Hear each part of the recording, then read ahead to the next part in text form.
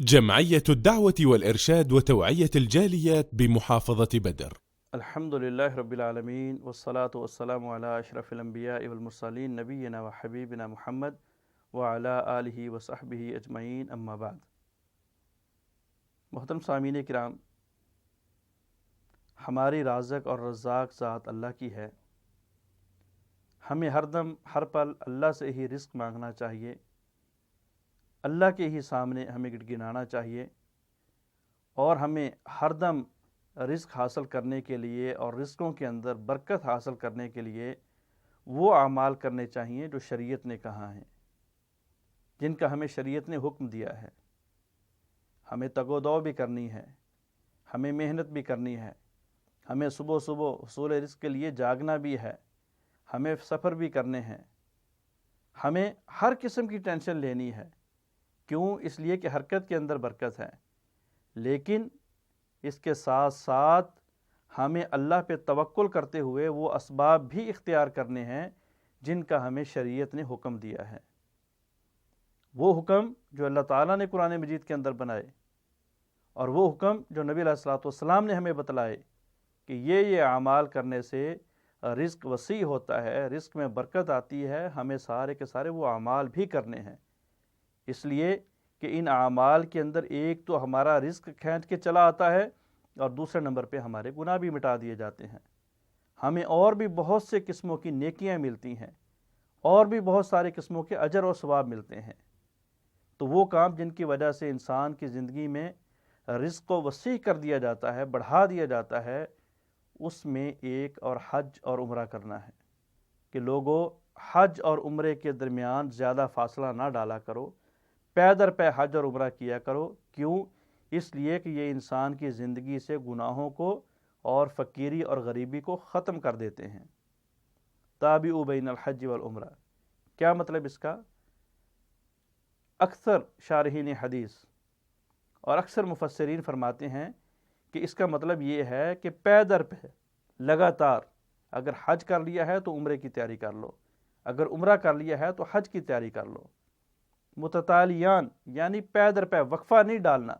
اور تابع کا معنی بھی یہی ہوتا ہے کہ ایک کام کو کر لینے کے بعد دوسرا کام کرنا، لیکن بغیر وقفے کے، بغیر فاصل کے، بغیر دوری کے. تو اس لیے حج کرنے کے بعد عمرے کی نیت اور تیاری کر لینا، عمرہ کرنے کے بعد حج کی تیاری اور نیت کر لینا، یہ انسان کی زندگی سے غریبی کو ختم کرتے ہیں، فقیری کو ختم کرتے ہیں. اسی لیے رسول اللہ صلی اللہ علیہ وسلم نے فرمایا العمرۃ الی العمرۃ کفارۃ لما بینہما، کہ عمرے سے لے کے دوسرے عمرے تک جتنے بھی گناہ ہوتے ہیں اللہ تعالیٰ دوسرا عمرہ کرنے کی وجہ سے ان کو ختم کر دیتے ہیں. اور حج کے بارے میں فرمایا کہ الحج المبرور لیس لہ جزاء الا الجنہ، ایسا حج جو اللہ قبول کر لے تو ایسے حج کی جزا اور ثواب اللہ نے یہ رکھا ہے کہ اللہ تعالیٰ اس کے سارے گناہوں کو مٹا دیتے ہیں، اور سارے گناہوں کو مٹانے کے بعد اللہ اس کو جنت الاٹ کر دیتے ہیں، جنت کا حقدار کر دیتے ہیں. اور جنت ہی ہمارا منشا ہے، جنت ہی ہمارا مین ٹارگٹ ہے.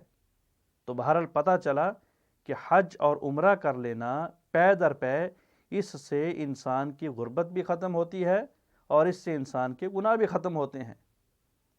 لیکن ایک سوال ذہن میں آتا ہے کہ جب ہم حج کے لیے جائیں گے، عمرے کے لیے جائیں گے، تو اس سے پیسہ بھی لگے گا ہماری جیب سے، اور ہمارا ٹائم بھی لگے گا، اور ہم اس ٹائم کے اندر پیسہ بھی نہیں کما سکتے. تو فقیری کیسے ختم ہوئی؟ فقیری تو کہتے ہیں کہ پیسے کا آنا، یہاں تو پیسہ جا رہا ہے. لیکن یہ ایک انسان کا عقلی سوال ہے، لیکن اس کا جواب رسول اللہ صلی اللہ علیہ وسلم نے نقلی طور پہ دیا ہے. فرمایا کہ تم جو بھی اللہ کے راستے میں خرچ کرو گے، اللہ رب العالمین اس کو آپ کو واپس لوٹائیں گے.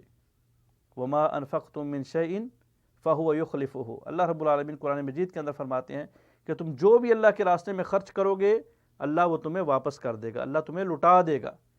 اور فرمایا کہ اللہ اسی کی مقدار نہیں لٹائے گا، بلکہ اللہ رب العالمین اپنی قدرت کے حساب سے، اپنی رضامندی کے حساب سے 70 گنا بھی لٹا سکتے ہیں، 100 گنا بھی لٹا سکتے ہیں.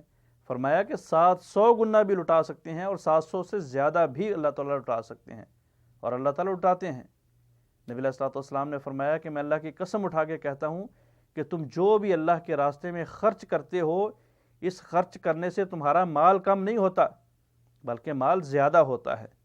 اور ایک نہیں، دو نہیں، 20 مثالیں ایسی موجود ہیں صحابہ اکرام کی زندگیوں میں سے، تابعین اکرام کی زندگیوں میں سے، یا آج کے دور میں ہمارے سامنے اللہ کے راستے میں خرچ کرنے والے لوگوں کی زندگیوں میں سے فقیر تھے، محتاج تھے، غریب تھے، اللہ کے ساتھ تجارت شروع کی، اللہ کے راستے میں دینا شروع کیا، اللہ تعالیٰ نے غنی بنا دیا، اللہ تعالیٰ نے دنیا کے امیر ترین اشخاص میں سے اس کا شمار کر دیا۔ تو حج اور عمرہ یہ انسان کے گناہوں کو بھی مٹاتا ہے اور فقیری کو بھی مٹاتا ہے۔